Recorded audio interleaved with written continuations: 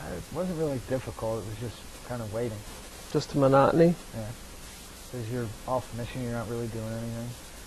And you're reading and just, I guess, keeping up with training. A lot of drills. I had heard someplace that you might play ping pong. Did you do that on the ship? No. There's no rec rooms like that? No, I played a little when I was in A school. Okay. And then a little bit when I got to Hawaii. Nothing much. But they don't have a rec room on the ship? They got a weight room and that's it. Okay. But when you get back, what was it like when you make it all the way back to San Diego, is that right? Pearl Harbor. Pearl Harbor? Yeah. Just can't wait to get off that ship. Yeah.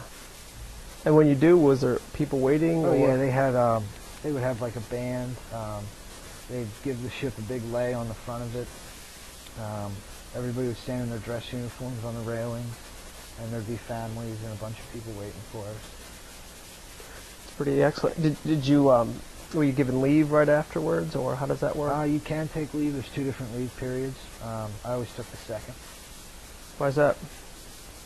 Because the people who usually work the first leave period don't do what they need to. So the second group, the people who went on leave first, always end up getting stuck with all the work. Okay. So you figured that out? Yeah. Well, somebody told me that as soon as I got there. Where did you take your leave at? I stayed on island. I only went home once a year at Christmas time. Okay. What did you do during your leave? Went to the beach, hung out. A lot of your friends stayed in the area? A lot of them went home. Some of them would stay. And then we would just do whatever. Go to the beach. Did you see the sights at Pearl Harbor and the monuments? Yes. I went to a re-enlistment at the Arizona. I toured the Missouri. And yeah, that was 2 big ones. What is that experience like? It's interesting when you're actually there. I guess you don't expect like the Missouri to actually be that big. Yeah, it looks big in the picture, but when you're on it, it's a lot bigger. Yeah. And the Arizona is really neat because you can still see into the water and see the ship underneath and the oil and the actual memorial with all the people's names it's interesting to see. So.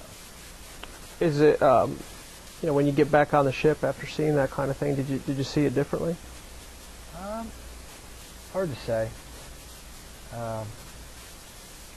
Not really. It's a whole different thing.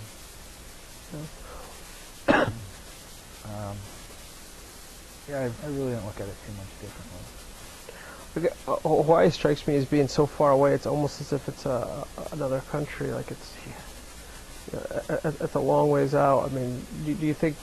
I mean, I guess. Did you feel that way when you were there, or what kind of feel does it have? It feels like you're in another country.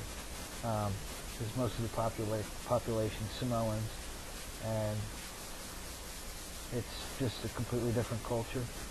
Most of the tourists are Japanese, so it's not like being in Philadelphia. Sure. Was your family ever able to come out and visit? Yeah, they came out once, right before I left, right before I got out. Okay. And that was good to have them out there. Yeah. What was it like going home at Christmas time? It was fun. I always went home on the 27th of December, second leave period. Okay. And and they would hold off having like the Christmas dinner and everything until I got home, which was nice. And everybody was real welcoming and happy to see me. I'm sure you got peppered with the question, "What do you do?" Yeah, constantly. How did you respond? Sorry.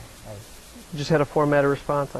Yeah, they taught us what to, they write a formatted response, and I just told them, yep, sorry. You just had to give it over and over again. Yeah. Does that wear you down?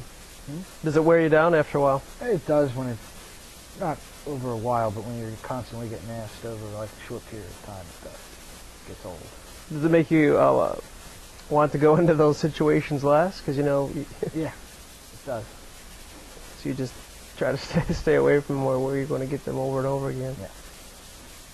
So in between your first and second deployment, the same type of training operations are going on? First deployment we went to the Persian Gulf. Okay. The second one we went to, we were off the coast of Somalia and then in the Red Sea. And then we went from the Red Sea up to the Mediterranean for a day, and then we came back through, went through the Suez Canal. If you're allowed to, what was the mission of the ship in general? We were just, the first one, defending oil platforms. And the second one was mainly for us. And then we got tasked with escorting a submarine through the Suez. What was that like? Really neat. Really neat. They had, they pulled a lot of us for duty on the 50 cals and 240s, and I was a rover. And we basically had I think they had 5 machine guns manned and a forward and aft rover. And I had to escort Egyptian people on the ship, and it was neat watching people, the actual Egyptians, like on the side protesting us going through, and it was neat. And what kind of, before you go through there, what type of rules of engagement are you given? The standard, don't fire unless you're fired on. But they weren't going to. They have, the Egyptians, they have one person on either side every, I think it's 100 yards armed, the entire length of the Suez. How long did it take you to get through? I think it took us a day and a half, 2 days, maybe less. I think it was about a day and a half. What type of weapons training do you do while out at sea? Personally, I did the 50 cal, the M240, M16 pistol. That's all I did. We also had a 25 millimeter cannon and the regular 5-inch gun on the front. How do you train? Well, you learn how to take the weapon apart, clean it, how to shoot it. They have one of the gunner's mates just go through everything with you. Did you fire the weapon at sea? Yes.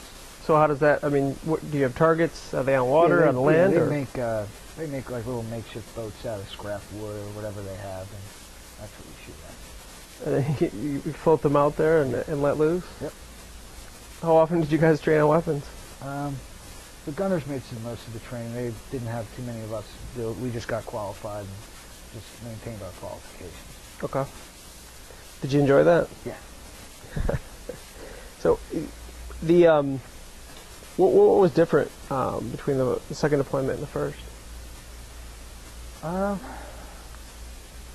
Second one, we were in more places, doing more things. The first one was, you're in the Gulf. We stayed there the entire time, and then we went home.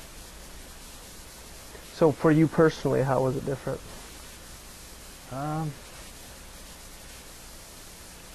The first one was more interesting because it was my first one. The second one, it was kind of like, I know what the deal is, and just go through. Yeah, I think I probably like the first one a little better, just because the job was a lot more fun. Because it was new, or because it was ever changing?